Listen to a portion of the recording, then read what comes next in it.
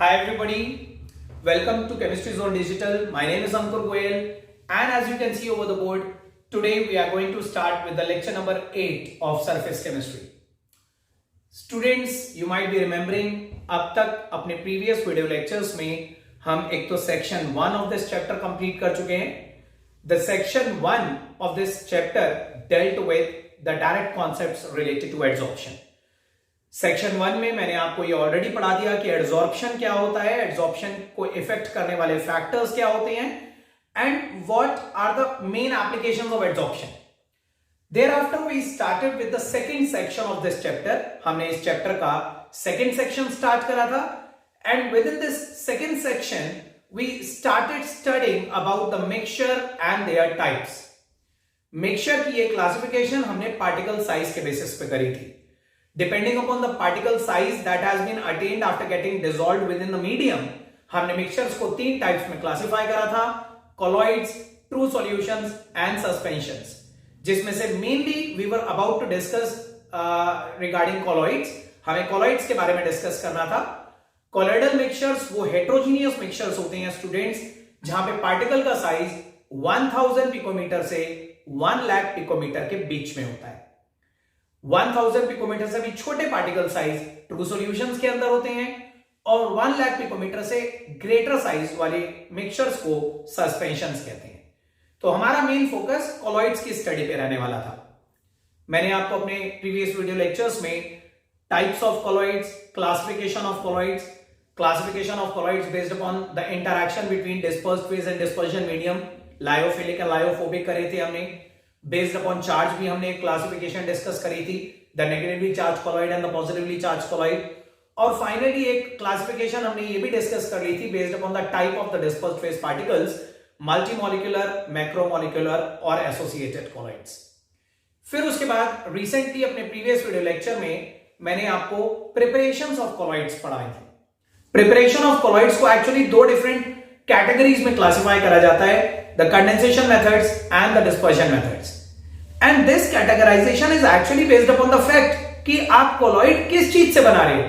क्या आपको बहुत छोटे पार्टिकल्स ट्रू सॉल्यूशन की रेंज के पार्टिकल्स दिए गए हैं जिनसे आपको colloid बनाना है, या आपको बहुत बड़े पार्टिकल्स सस्पेंशन या उससे भी ह्यूज पार्टिकल्स दिए गए हैं जिनसे आपको colloid बनाना है. अगर आपको ट्रू सॉल्यूशन से colloid की तरफ मूव करना है, यानी कि आपको छोटे पार्टिकल से बड़े पार्टिकल की तरफ जाना है, तो आपको पार्टिकल्स को गैदर करके उनका साइज ग्रो करना पड़ेगा. ये थे कंडेंसेशन मेथड्स, जिसके अंदर हमने 4 केमिकल मेथड्स डिस्कस करे थे, hydrolysis, double decomposition, oxidation and reduction. और उससे भी इंपॉर्टेंट होते हैं डिस्पर्जन मेथड्स, जब आप सस्पेंशन से कॉलॉइड्स की तरफ आते हैं, जब आपको बहुत बड़े बड़े ह्यूज पार्टिकल्स दिए जाते हैं and you have to fragment those particles, you have to grind those particles to reduce their size and bring them in the colloidal range. इन्हीं डिस्पर्जन फेज मेथड्स के अंदर मैं आपको 2 मेथड्स ऑलरेडी करवा चुका हूं. द वेरी फर्स्ट मेथड जो हम लोगों ने डिस्कस करा था, that was by mechanical dispersion, also known as the colloidal mill method. और एक दूसरा मेथड हमने डिस्कस करा था, electrical dispersion, also known as the Bredig's arc method. आज के इस वीडियो सेशन में हमारा एक लास्ट प्रिपरेटरी मेथड और बचा हुआ है जो डिस्पर्जन मेथड के अंदर आता है, and that is peptization. Peptization is actually a very important and a very detailed topic students. तो आज का सेशन स्टार्ट करते हैं इस हेडिंग के साथ, पेप्टाइजेशन.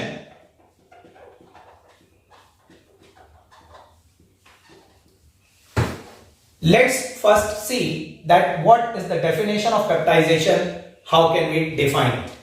याद रखिए students, peptization is a method of converting a freshly prepared precipitate into the colloidal form by adding a suitable electrolyte called peptizing agent. एक बार फिर से सुनिए, peptization is a method of converting a freshly prepared precipitate into the colloidal form by adding a suitable electrolyte called peptizing agent. अब ये सारा concept मैं आपको एक सिंपल से एग्जांपल के थ्रू एक्सप्लेन करता हूं. पेप्टाइजेशन एक ऐसा मेथड है जहां पे अगर हम किसी भी रिएक्शन में एक फ्रेशली प्रिपेयर्ड प्रेसिपिटेट बना रहे हैं जो बेसिकली नीचे बैठ गया, उसे हम डिस्पर्स कैसे करेंगे मीडियम के अंदर, उस प्रेसिपिटेट को कॉलॉइड में कन्वर्ट करना, दैट इज कॉल्ड पेप्टाइजेशन. तो देखिए इसके लिए एक एग्जांपल कंसीडर करते हैं. Let's consider the formation of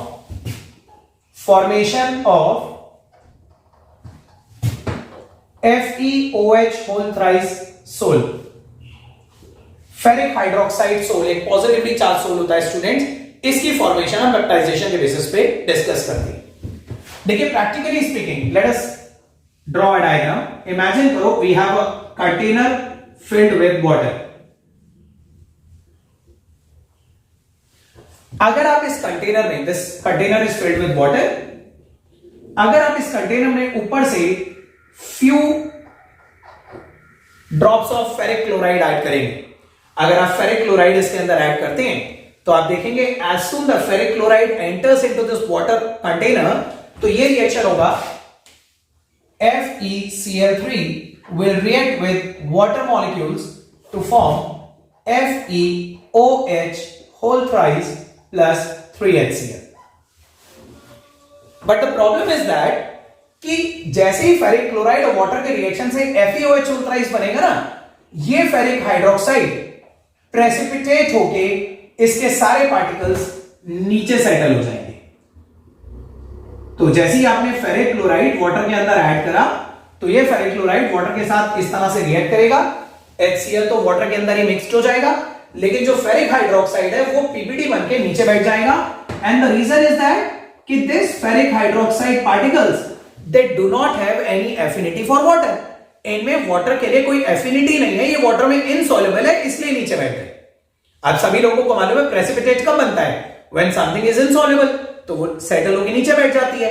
और अगर हमारा FeOH होता है इस वाटर में सॉल्युबल नहीं है, प्रेसिपिटेट हो गया, तो हम यही कहेंगे ना कि डिस्पर्स्ड फेज में डिस्पर्जन मीडियम के लिए एफिनिटी नहीं है. ये हो गया हमारा फ्रेशली प्रिपेयर्ड प्रेसिपिटेट.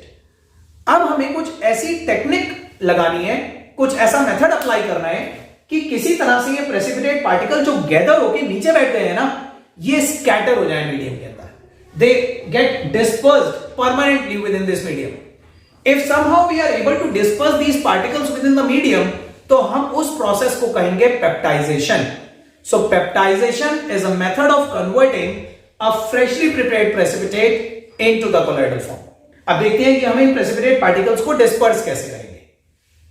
आपको मैंने बताया था लायोफोबिक कॉलॉइड्स वो होते हैं जहां पे डिस्पर्स्ड फेज और डिस्पर्जन मीडियम के बीच में कोई एफिनिटी नहीं होती, बट वो एफिनिटी क्रिएट करी जा सकती है with the help of a stabiliser.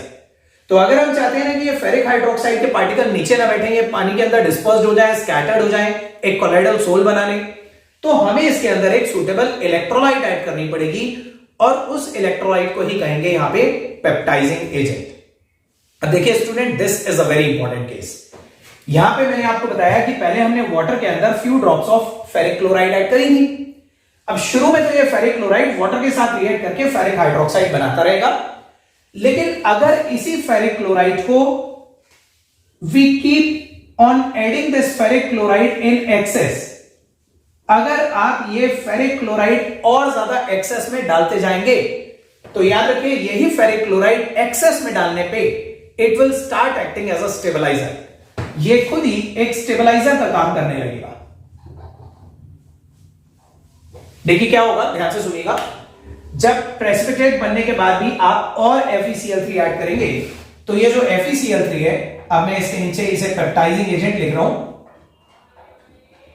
क्योंकि ये खुद एक स्टेबलाइजर का काम करने वाला है. तो जब आप ये एक्सेस में डालेंगे ना FeCl3, तो ये FeCl3 अंदर जाते ही डिसोसिएट हो जाएगा Fe3 positive plus 3Cl negative. ये दो अपोजिटली चार्ज आयंस देगा. अब याद रखिएगा स्टेबलाइजर से मिलने वाले जो दो आयंस होते हैं ना, उनमें से वन ऑफ द आयन तो प्रेफरेंशियली मीडियम में डिसॉल्व हो जाता है और दूसरा आयन प्रेफरेंशियली हर प्रेसिपिटेट पार्टिकल के चारों तरफ सरफेस पे एडसॉर्ब हो जाता है. इस केस में क्या होगा, ये जो 3Cl नेगेटिव आयंस हैं, फेरिक क्लोराइड के डिसोसिएशन से मिलने वाले Cl नेगेटिव आयंस, ये तो वाटर के अंदर मिक्स्ड हो जाएंगे. They would be dispersed all around in water. ये Cl नेगेटिव आयंस तो वाटर के अंदर डिस्पर्स्ड हो जाएंगे जगह जगह. और ये जो फेरिक आयंस है, ये preferentially that they will gate absorbed around each each of these face particle, ये जो छोटे छोटे पीपीटी के पार्टिकल इकट्ठे होकर नीचे बैठ गए हैं ना, इनमें से एक एक पीपीटी पार्टिकल के चारों तरफ सरफेस पे फेरिक आयंस एडसॉर्ब हो जाएंगे। ठीक है, सो देखिए उसे मैं एनलार्ज करके दिखाता हूं। सपोज कीजिए मैं इनमें से एक भी पीपीटी पार्टिकल को एनलार्ज करके इसका साइज दिखा रहा हूं आपको। Let this be the precipitate particle FeOH whole thrice. इसे और बड़ा ड्रॉ कर देते हैं स्टूडेंट्स।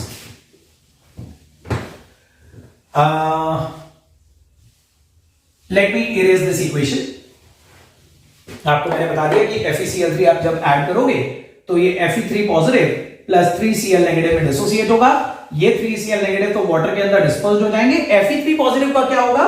ये Fe3 पॉजिटिव, सपोज कीजिए this is the precipitate particle, ये फेरिक हाइड्रोक्साइड का पीपीटी पार्टिकल है। हर प्रेसिपिटेट पार्टिकल के चारों तरफ बहुत सारे फेरिक आयंस एडसॉर्ब हो जाएंगे। A lot of ferric ions will get adsorbed all around these precipitate particles.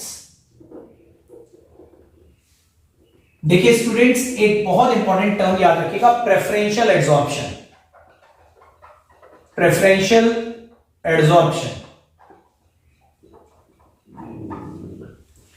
Preferential adsorption का मतलब है कि is there any way to decide कि स्टेबलाइजर ने जो दो आयंस दिए उनमें से कौन सा आयन फेस पे जाएगा और कौन सा मीडियम पे जाएगा। तो there is a term called preferential adsorption जो सिंपली ये कहती है कि the precipitate ion will have a greater affinity for that particular ion from which the precipitate by itself is made up of. एक बार फिर से सुनिए, हमारा प्रेसिपिटेट इन दोनों में से उस आयन के लिए ज्यादा एफिनिटी रखता है जिस आयन से प्रेसिपिटेट खुद बना हुआ है, because of the cohesive forces. आपने दो टाइप की फोर्सेस सुनी होंगी, adhesive forces and cohesive forces. Adhesive forces दो डिफरेंट टाइप की चीजों के अट्रैक्शन को बोलते हैं और कोहेसिव फोर्सेस सिमिलर टाइप की चीजों के लिए अट्रैक्शन होता है। तो देख रहे हैं कि फेरिक हाइड्रोक्साइड में Fe ऑलरेडी प्रेजेंट है, तो क्योंकि Fe आयंस इसके अंदर ऑलरेडी प्रेजेंट है तो ये प्रेफरेंस देंगे फेरिक आयंस को अपने ऊपर एडसॉर्ब होने के लिए। तो स्टेबलाइजर के Cl नेगेटिव आयंस तो मीडियम में चले गए और फेरिक आयंस हर फेस पार्टिकल के चारों तरफ एडसॉर्ब हो गए। अब इससे क्या होगा? जस्ट इमेजिन कीजिए कि स्टेबलाइजर से मिलने वाले फेरिक आयंस अगर हर फेस पार्टिकल के चारों तरफ एडसॉर्ब हो जाएंगे तो ये जो छोटे छोटे पीपीटी के पार्टिकल इकट्ठे हो रहे हैं, एक्यूमुलेटेड हो रहे हैं, हर फेस के पार्टिकल का outer surface will get positively charge. ये आउटर सरफेस एक पॉजिटिवली चार्ज लेयर डेवलप कर देगा हर प्रेसिपिटेट के चारों तरफ, और अगर हर प्रेसिपिटेट के चारों तरफ एक पॉजिटिवली चार्ज लेयर बन गई, अ shape of layer is created around each precipitate particle, तो फिर हर एक प्रेसिपिटेट पार्टिकल के बीच में एक रिपल्शन आएगा। और क्योंकि सभी पॉजिटिवली चार्ज हो गए होंगे और जैसे ही पीपीटी पार्टिकल्स के आउटर सरफेस में एक रिपल्शन आएगा तो ये पीपीटी पार्टिकल जो सारे गैदर्ड हैं, एक साथ इकट्ठे होकर नीचे बैठे हुए हैं, एक्यूमुलेटेड हैं, इनमें रिपल्शन आते ही they will be scattered apart. ये एक दूसरे से स्कैटर हो जाएंगे away, they will scatter away from each other and they will get dispersed within the medium. ये स्कैटर होकर मीडियम में चले जाएंगे बिकॉज ऑफ द रिपल्शन। और जैसे ये मीडियम में जाएंगे रिपल्शन की वजह से, तो याद रखिए the medium is already negatively charge because of the dissolved Cl negative ions. ये Cl नेगेटिव आयंस उन आने वाले प्रेसिपिटेट पार्टिकल्स को अपने अंदर ही सस्पेंड कर लेगा। ठीक है, तो आप देखेंगे ये जो पीपीटी पार्टिकल अब तक नीचे बैठे हुए थे, इनके चारों तरफ फेरिक आयंस एडसॉर्ब होने की वजह से एक पॉजिटिव लेयर डेवलप हुई। उस पॉजिटिव लेयर की वजह से इन सारे पीपीटी पार्टिकल्स में आपस में रिपल्शन आया। जो अब ये पास बैठे हुए थे ये दूर दूर हो जाएंगे, दे विल बी स्कैटर्ड अपार्ट। और जैसे ये स्कैटर्ड अपार्ट होके डिस्पर्स्ड होंगे मीडियम के अंदर, तो मीडियम के अंदर जो Cl नेगेटिव हैं वो इन्हें अपने अंदर ही होल्ड कर लेंगे, इन्हें दोबारा से सेटल डाउन नहीं होने देंगे। So I hope you are getting this point कि एक फ्रेशली प्रिपेयर्ड प्रेसिपिटेट को डिस्पर्स करने में इस स्टेबलाइजर का, इस पेप्टाइजिंग एजेंट का क्या रोल है। याद रखिए स्टूडेंट, हर स्टेबलाइजर का एक ही काम होता है। A stabilizer actually dissociates to produce two different ions, जिसमें से one of the ion is dissolved within the medium and the other ion is preferentially adsorbed around each phase particle. जो दूसरा ion होता है वो preferentially हर phase particle के चारों तरफ adsorb हो जाता है, और जब हर phase particle के चारों तरफ एक particular charge adsorb हो जाएगा तो हर phase particle बाहर से similarly charged हो जाएंगे, और सारे पीपीडी पार्टिकल जब सिमिलरली चार्ज हो जाते हैं तो इनमें रिपल्शन की वजह से स्कैटरिंग आ जाती है, दे ऑल स्कैटर अपार्ट, और जैसे ये स्कैटर अपार्ट होकर मीडियम में जाते हैं तो मीडियम के अंदर अपोजिट आयन इन्हें अपने अंदर वहीं पे होल्ड कर लेते हैं। बट इतना ही नहीं होता स्टूडेंट्स, इसके आगे भी एक स्टेप फर्दर होता है। There is something more to this.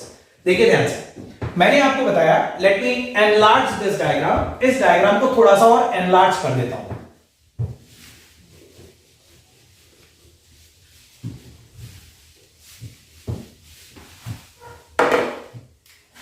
Let this be the beaker,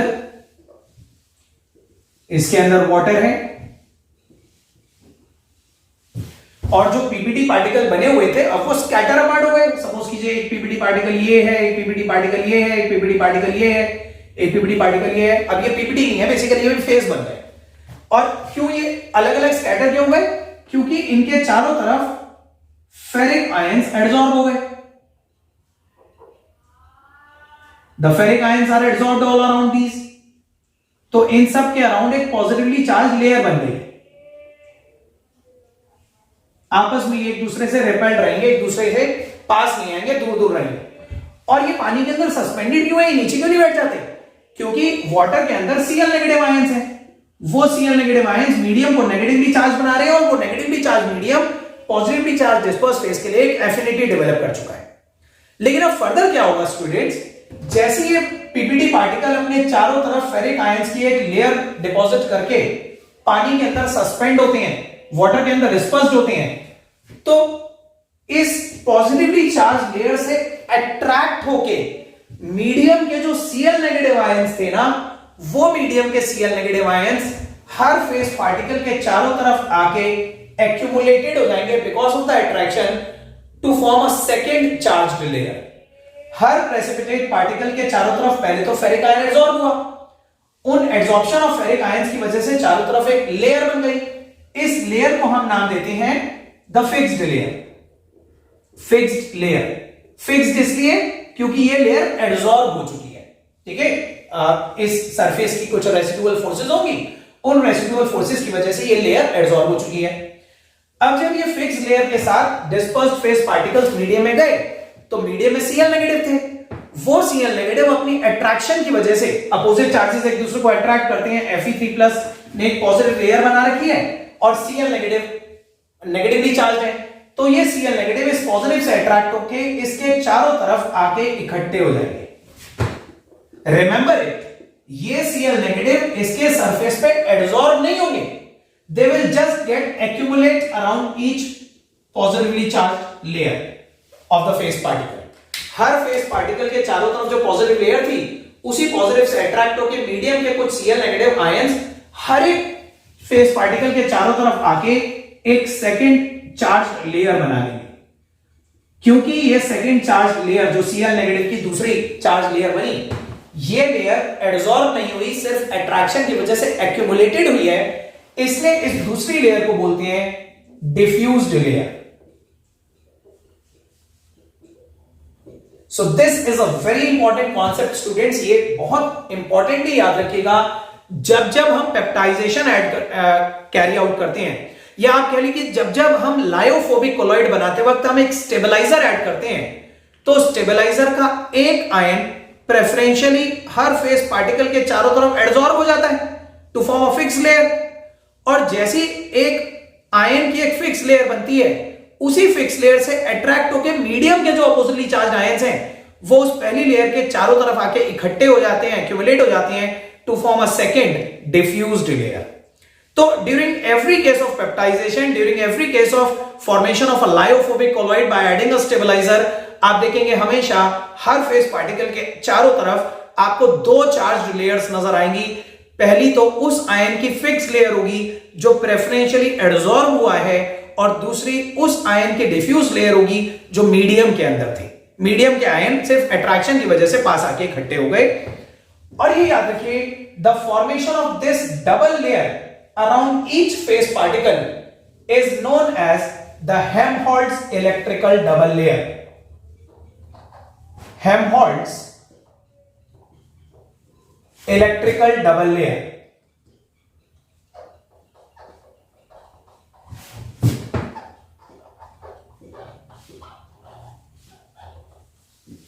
so this is very important case students, ये याद रखिएगा।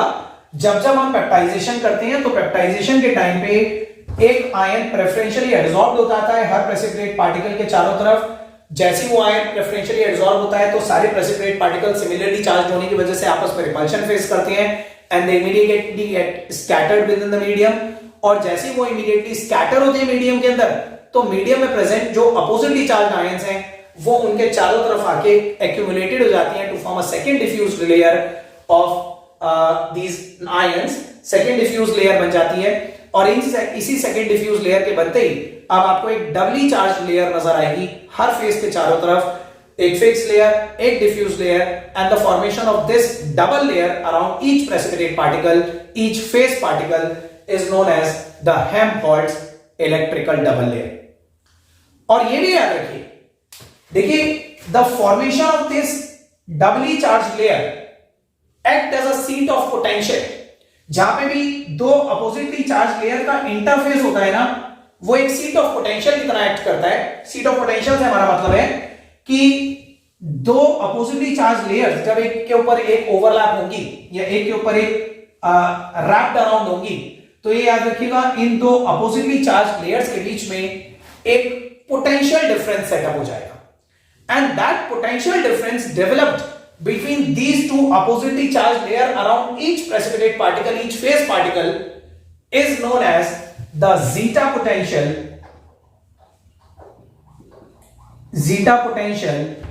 or the electrokinetic potential. Electrokinetic potential. तो students this is very important, this is an extremely important case. ये याद रखिएगा, peptization is a method of converting a freshly prepared precipitate into the colloidal form by adding a suitable electrolyte called peptising agent. और उस peptising agent का role भी आपको समझ में आया। पेप्टाइजिंग एजेंट एक ऐसा स्टेबलाइजर है जो अंदर जाते ही दो आयंस में स्प्लिट होता है, उसमें से एक आयन मीडियम में डिसॉल्व हो जाता है और दूसरा आयन हर फेस पार्टिकल के चारों तरफ प्रेफरेंशियली एडसॉर्ब हो जाता है। और जैसे ही एक आयन हर फेस पार्टिकल के चारों तरफ प्रेफरेंशियली एडसॉर्ब होता है तो वो आयंस सिमिलरली चार्ज होने की वजह से, रिपल्शन की वजह से स्कैटर हो जाते हैं मीडियम में। लेकिन जैसे ही वो मीडियम में जाते हैं तो मीडियम में जो अपोजिटली चार्ज आयन है स्टेबलाइजर का, वो उसके अराउंड एक second layer of charge develop कर देता है। इस टाइप की डबल लेयर का फॉर्मेशन हर प्रेसिपिटेट पार्टिकल के अराउंड, हर फेस पार्टिकल के अराउंड, इसे कहते हैं हेल्महोल्ट्ज इलेक्ट्रिकल डबल लेयर। और इस फिक्स लेयर और डिफ्यूज लेयर के बीच में जो एक पोटेंशियल डिफरेंस सेटअप हो जाता है उसे बोलते हैं इलेक्ट्रोकाइनेटिक पोटेंशियल और zeta potential. So students, I hope यहां तक का कॉन्सेप्ट आप लोगों को क्लियर है। So this was one of the preparatory method. ये भी एक प्रिपरेशन का मेथड है। यहां पे भी आप कह सकते हैं हमने बड़े पार्टिकल्स को छोटा करा। अब बड़े पार्टिकल्स को छोटा कहां से करा हमने? देखो, ये जो पीपीटी इकट्ठा था ना, ये पीपीटी एक्चुअली सारे छोटे छोटे पार्टिकल एक्यूमुलेटेड थे। दैट्स व्हाई आपको ये पीपीटी नजर भी आ रहा था, क्योंकि सारे पार्टिकल एक्यूमुलेटेड थे। लेकिन इनमें से हर एक पीपीटी पार्टिकल को स्कैटर अपार्ट कर दिया जाए, डिस्पर्स कर दिया जाए, ये गैदर ना हो तो आपको नजर भी नहीं आएंगे। वो 1000 पिकोमीटर से 1 लाख पिकोमीटर की साइज रेंज में स्कैटर्ड हो जाएंगे। तो हम इसी को कह रहे हैं, प्रेसिपिटेट को फेज में कन्वर्ट करने का मतलब ही है कि बड़े पार्टिकल्स को छोटा कर दिया। So this was one of the method under dispersion, a method of converting a freshly prepared precipitate into the colloidal form. अब देखिए स्टूडेंट्स, जब मैंने आपको ये पेप्टाइजेशन करवा ही दिया है तो इसी पेप्टाइजेशन का एक रिवर्स मेथड भी स्टडी कर लेते हैं, कोएगुलेशन। वो इसी से related, although that's not the method of preparation, वो एक सेपरेट मेथड है एंड इनफैक्ट वो एक बिल्कुल अपोजिट मेथड है, कोएगुलेशन।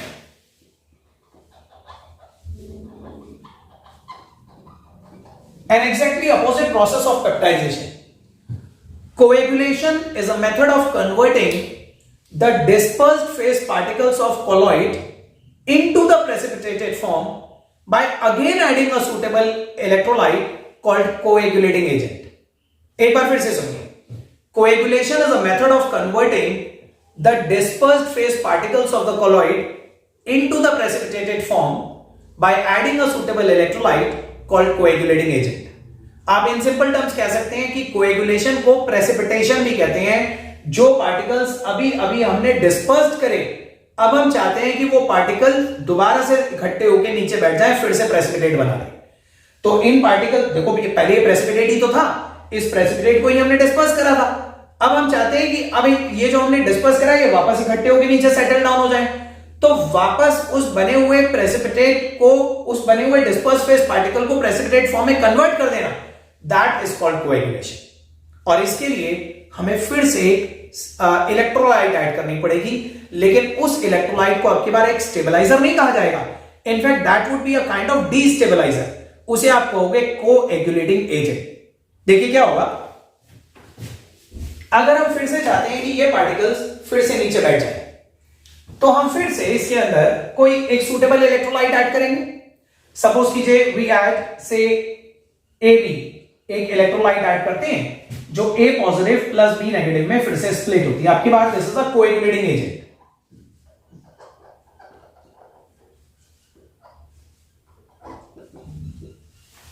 तो देखिए ये coagulating agent just like the peptising agent, coagulating agent भी एक इलेक्ट्रोलाइट होती है, वो भी मीडियम के अंदर जाके डिसोसिएट होगी दो आयंस में, A positive and B negative.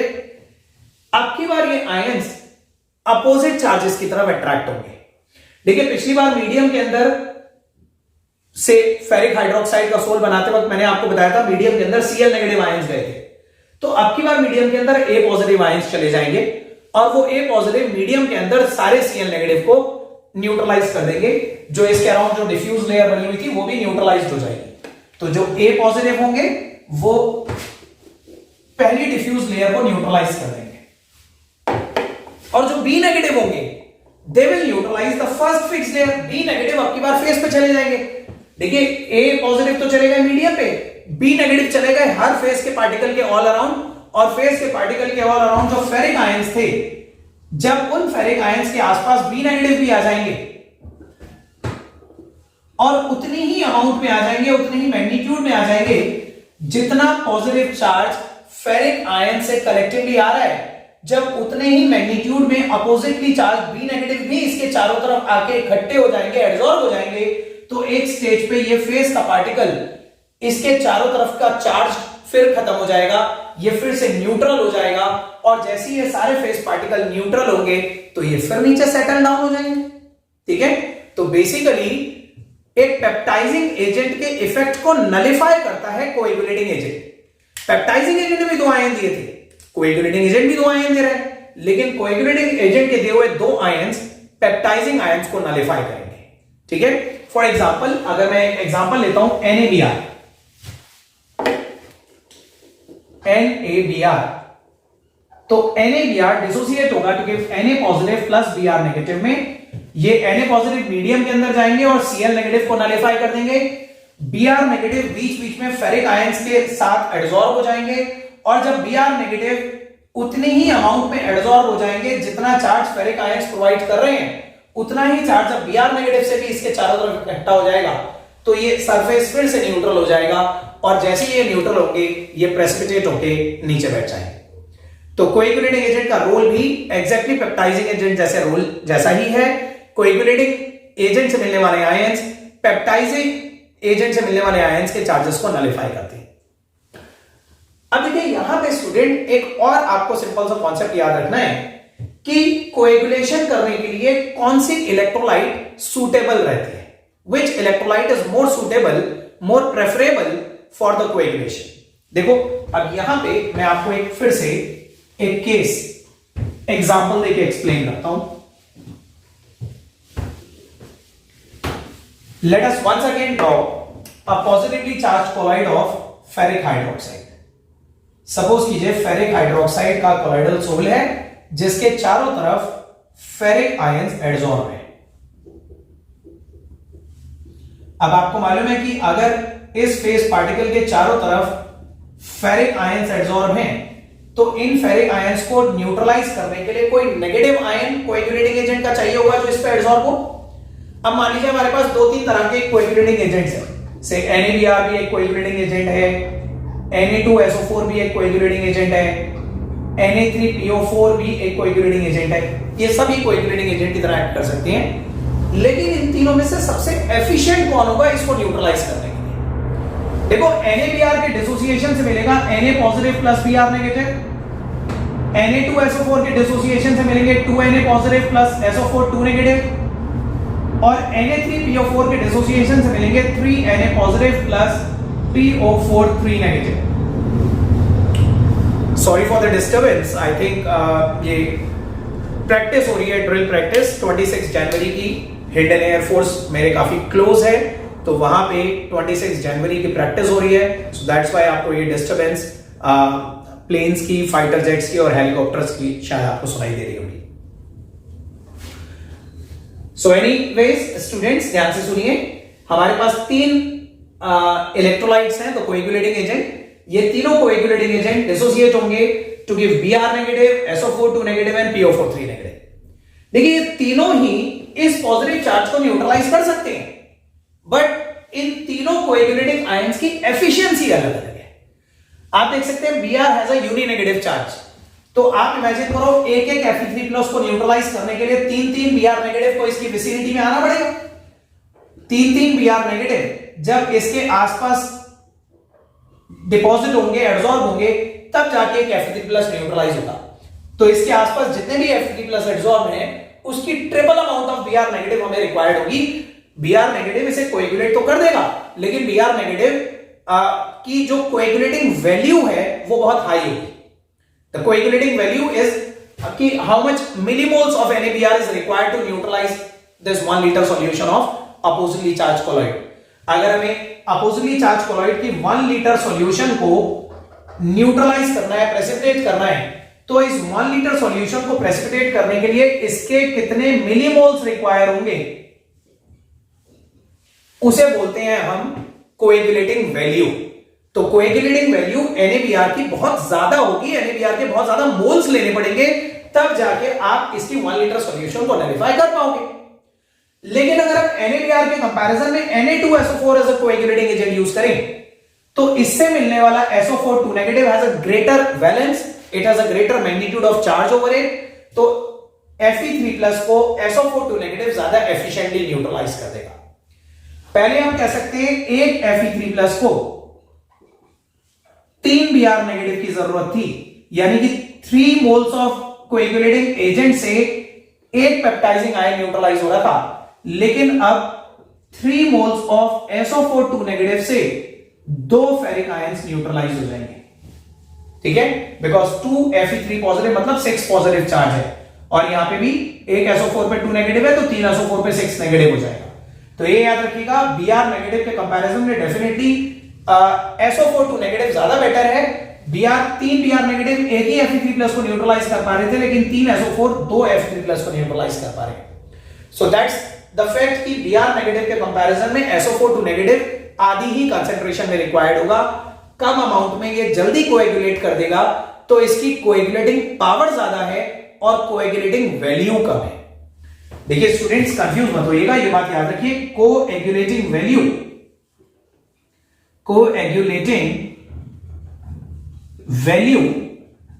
is actually inversely related to coagulating power.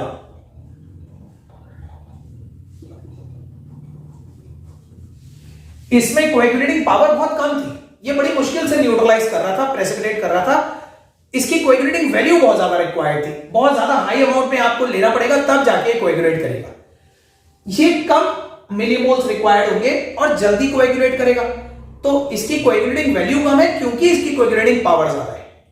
और इन तीनों में सबसे ज्यादा कोएगुलेटिंग पावर इस आयन की होगी, PO4 3 negative. So PO4 3 negative it has -3 unit of charge over it, और एक एक Fe3+ को एक एक PO4 3 नेगेटिव एक बार में न्यूट्रलाइज कर देगा, तो सबसे लीस्ट क्वांटिटी में PO4 3 नेगेटिव के मिलीमोल्स रिक्वायर्ड होंगे इसकी 1 लीटर सॉल्यूशन को न्यूट्रलाइज करने के लिए। तो हम कहेंगे PO4 3 नेगेटिव में सबसे अच्छी कोएगुलेटिंग पावर है और इसकी मिनिमम कोएगुलेटिंग वैल्यू है। तो आई होप आपको coagulating power, coagulating value, coagulation का मतलब भी अच्छी तरह समझ में आ गया। अब ये याद रखिए स्टूडेंट्स, ये जो हमने इन 3 कोएगुलेटिंग आयंस की पावर कंपेयर करी ना, इसी पावर को एक्सप्लेन करने के लिए एक रूल बनाया गया known as Hardy Schulze rule. Hardy-Schulze rule, HARDY-SCHULZE rule. Hardy और इस वर्ड की प्रोनाउंसिएशन होती है Schulze, SHULZE, Schulze rule. Hardy-Schulze rule simply states that among the various coagulating ions, that ion will be more efficient for the coagulation of oppositely charged electrolyte which contain maximum magnitude of charge over it। एक बार फिर से सुनिए, हमारे पास एक positively charge colloid है और इस पॉजिटिवली चार्ज कोलॉइड को न्यूट्रलाइज करने के लिए हमारे पास तीन तरह के आयंस हैं। एक है PO4 नेगेटिव, एक है SO4 नेगेटिव, एक है Br नेगेटिव। तो इन तीनों में से सबसे ज्यादा एफिशिएंट कौन सा है? PO4 negative. तो Hardy-Schulze rule simply states that the ion which contain maximum magnitude of charge over it is most efficient, is most suitable for the coagulation of oppositely charged colloid। वो ion जिसपे highest valence होगा, highest magnitude of opposite charge होगा, वो किसी भी oppositely charge colloid को neutralise करने के लिए सबसे ज्यादा सुटेबल होगा, सबसे ज्यादा एफिशिएंट होगा, उसकी कोएगुलेटिंग पावर सबसे ज्यादा होगी और कोएगुलेटिंग वैल्यू सबसे कम होगी। So students, this was a very important topic. आज की क्लास में ना सिर्फ हम लोगों ने प्रिपरेशंस कंप्लीट कर ली, बल्कि प्रिपरेशन जो लास्ट प्रिपरेशन हमने करी पेप्टाइजेशन, उसका एक रिवर्स मेथड भी मैंने आपको एक्सप्लेन करा, कोएगुलेशन। और उसी कोएगुलेशन में हमने एक रूल भी देखा, the Hardy-Schulze rule। So I hope this concept is entirely clear to you. Students, we are just about to finish the second section of this chapter। Second section जिसमें हमने colloids के बारे में पढ़ना था, वो बस खत्म ही होने वाला है। थोड़े से टॉपिक्स और बचे हुए हैं। अपने एक या दो अपकमिंग वीडियोस में we will complete this topic and thereafter we will proceed with the third section of this chapter. So students, that's it for today. Please keep waiting for my next video. Take care. Have a great day. Thank you.